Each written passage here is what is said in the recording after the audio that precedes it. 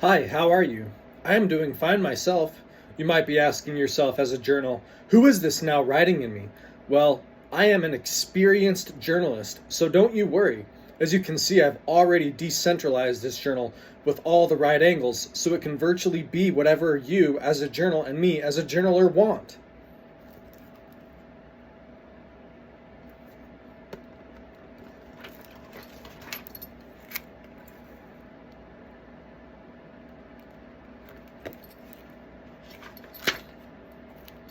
It would be fun to be in this building that surrounds this journal, but without anyone else around, wouldn't it? Well, that's effectively what I've done. You're welcome. I wonder how long we could be within before we began to think there needs to be something going on in here. Maybe we would change out the carpet, yet get some different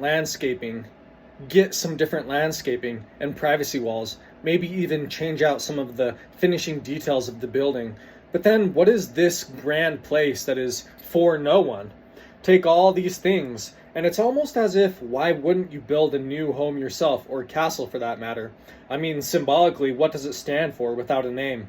A place that is for no one, but an organization that in essence has a specialization in waiting. If there was one thing that all the clues pointed to about the building structure itself, and all the lore and representative life plans, it would be about waiting in its essence. Could I replace the previous topic discussed and say that this waiting is for no one? Who waits for who?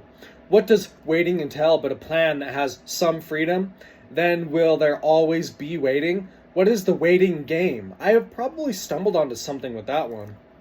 That being, when people are generally waiting for anything with the notion of a plan, but there are factors of extra personal entities involved in any one of these potential plans for anything that could be designated as a plan, is there a true waiting game by which all of these other waiting games are in mimicry of?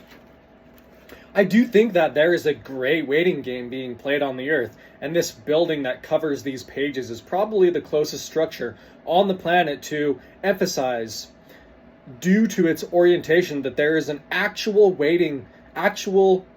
there is in actuality a top all waiting game currently being played.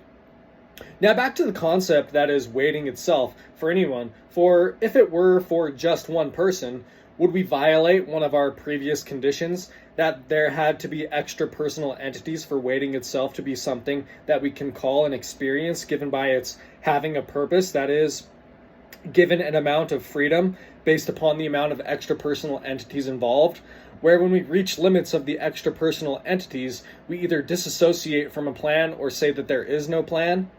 If we are to say that the greater the amount of extra personal entities are involved, which give us a notion of waiting, do we then say that there are way more than a perceivable amount of plans to be had? When then there are so many plans, do we then say that there is no waiting game? That then takes away the effectiveness of a plan? Or do we reach the end of waiting when this climax is reached? If we go to the other way, and we get to where there is only one extra personal entity involved in the waiting of a plan, then do we say then that waiting is only for them, which reduces the amount of plans we could be waiting for until there is only one plan? Then would we not be to where we were at the beginning of this book?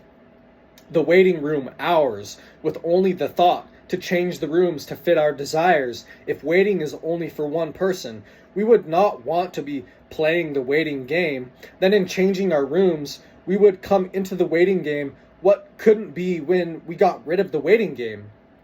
Then if there is a waiting game, how is it played? Do we dress up in a manner as to our choosing in each waiting room and speak according to our wear?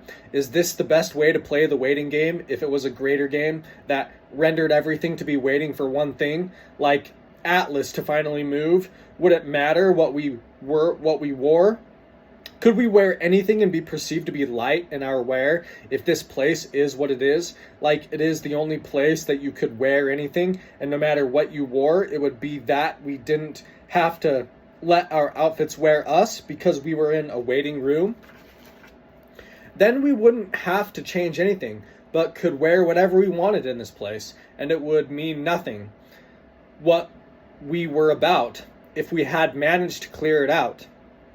Is this the best way to play the waiting game? To then dress as to what you want, as the saying goes? That's probably how I'd play the great waiting game that the cover to this book implies. Then I could truly act and I could speak with things where all words could be light as I dressed and made my way through the waiting room.